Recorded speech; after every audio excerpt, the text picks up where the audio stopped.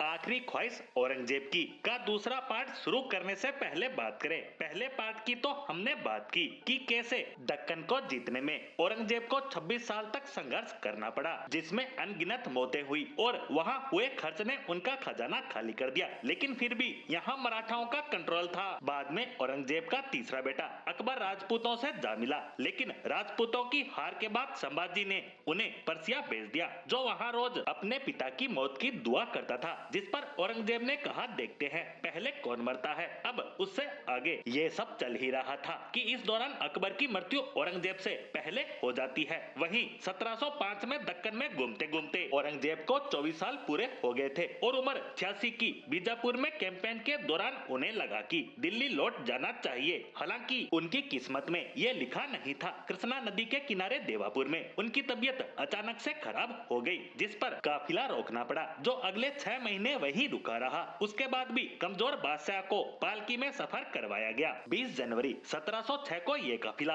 अहमदनगर पहुंचा। तब तक औरंगजेब की तबीयत काफी ज्यादा खराब हो चुकी थी, लेकिन बीमारी के बाद भी औरंगजेब ने सुनिश्चित किया कि वो जिंदा है, क्योंकि डर था कि बेटे गद्दी के लिए लड़ मरेंगे। अपने बेटे आजम को लिखे आखिरी खत में बादशाह ने लिखा कि मैं अकेला आया था और एक अजनबी की तरह दुनिया से जाऊंगा। मैं नहीं जानता कि मैं कौन हूँ और क्या कर रहा था। राज करने के दौरान मैंने जो भी किया उसने बस दुख और निराशा छोड़ी। मैंने जो भी किया अल्लाह मुझ पर रहम करे। मैं एक बादशाह के तौर पर नाकाम हो गया। मेरा इतना कीमती जीवन किसी काम नहीं आया। अल्लाह चारों ओर मौजूद है, लेकिन मैं इतना बदनसीब हूँ कि जब उससे मिलने की घड़ी आ पहुंची है, तब भी उसकी मौजूदगी महसूस नहीं कर पा रहा हूँ। शायद मेरे गुनाह ऐसे नहीं जिन्हें माफ किया जा सके। इसे पढ़ आजम पिता के पास पहुंचा और देखा तो उसे यकीन नहीं हुआ कि ये वही बादशाह है जिसने पूरे भारत पर राज किया। अब वहाँ सिर्फ सफेद बाल, कमजोर चेहरा और कंपकंपाती आवाज बची थी। 1707 की जनवरी आते आते औरंगजेब को इल्म हो गया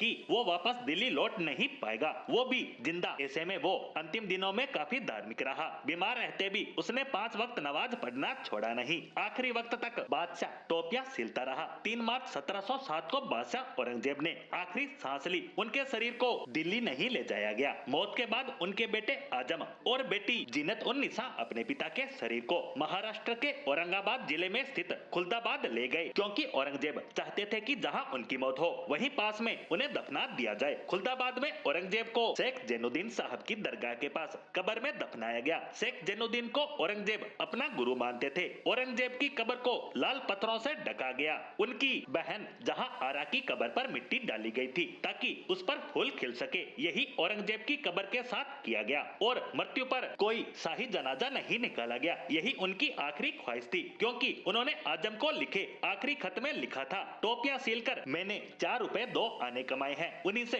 मौत के बाद का पूरा काम किया जाए। और कुरान लिखकर प्रतियां बेचने से मिले 305 रुपए काजी गरीबों में बांट दें। कोई संगीत नहीं बजेगा, कोई समारोह नहीं होगा। मेरी कब्र पर कोई पक्की इमारत न खड़ी की जाए, बस एक चबूतरा बनाया जा सकता है। मैं इस काबिल नहीं कि मौत के बाद भी छांव मिले। मुझे दफन करते समय मेरे चेहरे को न ढका जाए, ताकि मैं खुले चेहरे से अल्लाह से सामना कर सकूं। वहीं उनकी मौत के बाद गद्दी के लिए खूब खून खराबा हुआ, जैसा औरंगजेब को डर था। अगले 150 सालों तक मुगलों का राज तो चला, लेकिन अब उसमें वो बात नहीं थी।